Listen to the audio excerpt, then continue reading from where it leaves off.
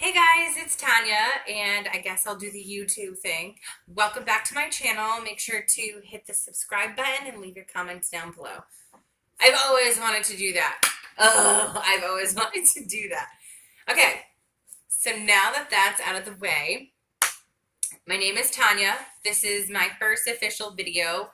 As you can see, I think it's landscape, and that irritates a lot of people. I've read some comments, and people are super passionate about it.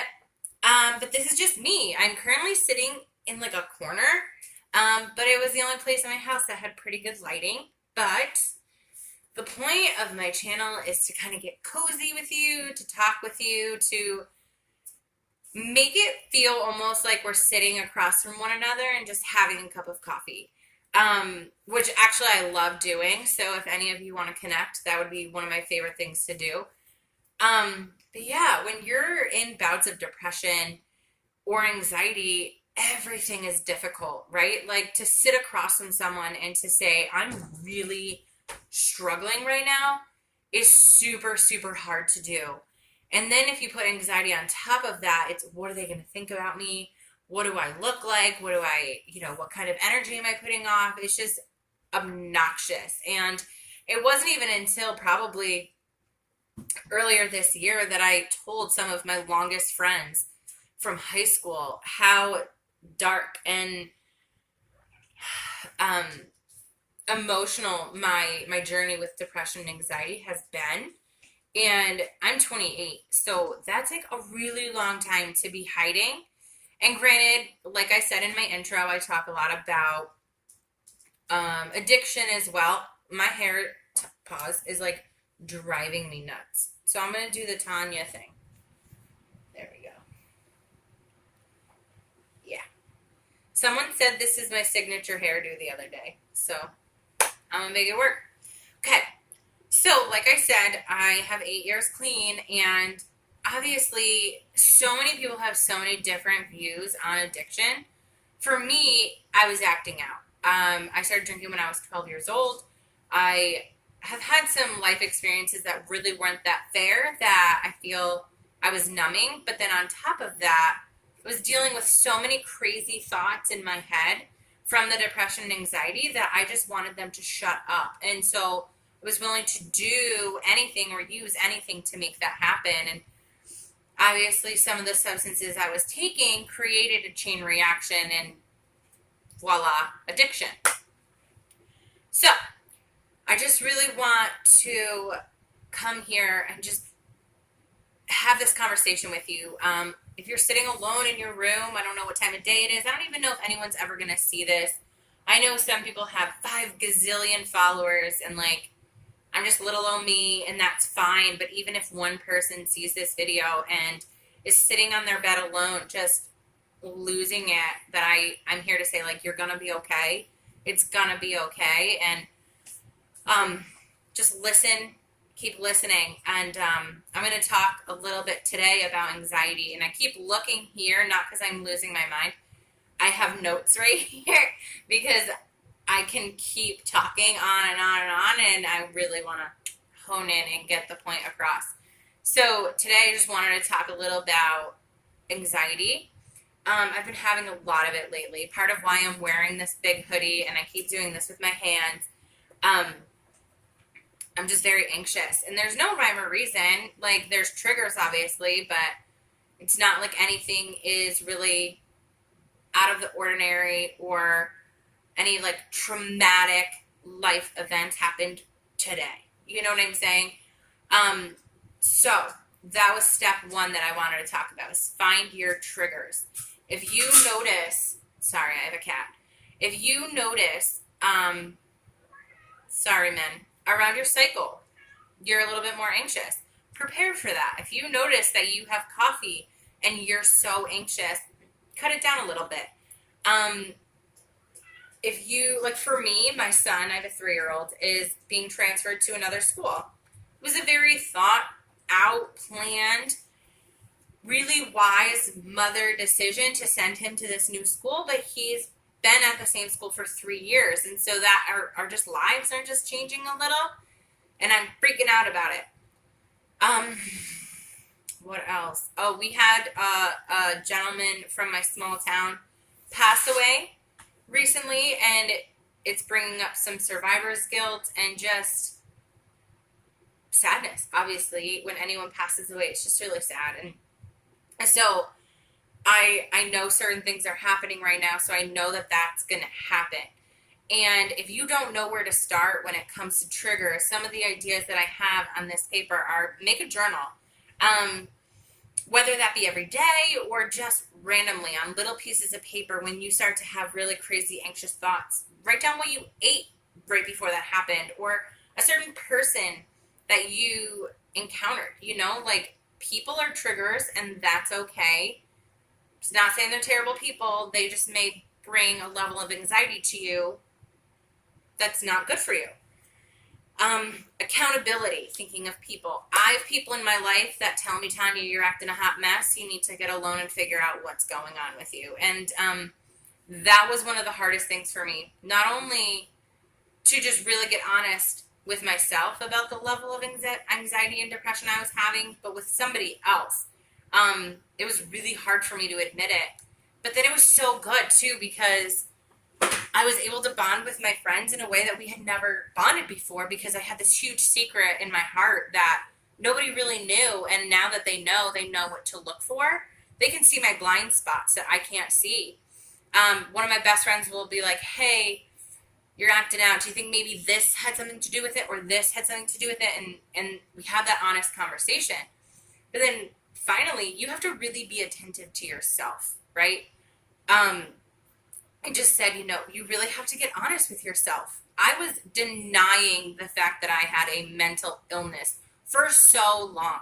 Like, I am such a big advocate for accepting people with a mental illness and to get them the treatment they need and to love them. But here I was struggling myself and not wanting to accept it. It felt like a dirty disease. And even when people hear I have a mental illness, I would rather label it with anxiety or depression, because when you say mental illness, there is a stigma. People think, well, you're schizophrenic and have 85 personalities. No, that's not the case, So being honest with myself and saying, this is what I'm dealing with. This is not me. I'm not a bad person. It could be a genetic makeup happening inside of me, and I need to do what is right for myself to get better. And then once you kind of realize where you're at, what you think, do your research, talk to people. There are so many resources out there today to help you be successful with a mental illness, and have mental wellness, right? We want to go from illness to wellness, and that's the goal. So we need to create a plan, right? So for me, I am working on no caffeine, and let me tell you how it's so hard. I have had 17 million day ones this year of no caffeine, and it is not working. So I'm working on a different kind of way of getting around that. And sugar and caffeine are such a trigger for my anxiety, and then that leads to depression. So why not do something to kind of fix that, right? My second thing I could tell you is go to a professional. Therapists are not bad. They're not psychotherapists. They don't have you lay there on a couch. My cat is being so rude. Hi, babe. Although that would be awesome. That would be so fun and amazing. But the movies have really portrayed these amazing people as something so negative, and it's not. My therapist was someone who I, for the first time, was able to just get so honest with, and they sat there unbiased and gave me an opinion. And yes, you have to find one that works for you. Some people just aren't good at what they do. They read a book and they're terrible at it. Let's call a spade, right? But some people are amazing and have great life experience and really want the best for you. And then maybe medication. I'm on medication. I went 5 years without it. I tried to pray through, break free, do whatever it was to not be on medication, and it didn't work for me because mine is a hormonal imbalance. It's genetic. It's inside my head, And there's certain vitamin deficiencies that I have that I need to be on medication, and that's okay. So yeah, definitely don't be afraid to go to a doctor. That's what they're there for. I have two more. I feel like this video is getting a little long, and my cat is right behind my phone getting a little antsy. And my phone battery is low. So I'm going to wrap this up. I have two left. Truths. Find some truths about yourself, whether you believe them right now or not internally. What are absolute truths about you? Ask the people around you. Look at your life. Try to look at your life from an unbiased point of view. If you were to look at your story and how you handle your life from an outside perspective, could you see how strong you really were? Could you see how passionate you really were and how loving you really were? And just really write those down and carry that with you and say, I know my anxiety and depression wants me to feel this way or this way, but I know the truth. I know what's good. And just really, really claim those things about you. And then also, if you are a Christian, saying these scriptures, this is truth. This is what God says about me. This is what the God who made me, this is what he says about me, and I need to have the faith to believe this to be true, even though it doesn't feel it right now, you know?